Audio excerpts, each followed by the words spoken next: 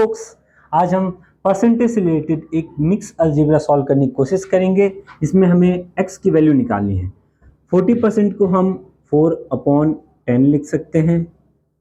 Of को multiply 80% को 8/10, of को मल्टीप्लाई 3/4, ऑफ को multiply x is equal to 48।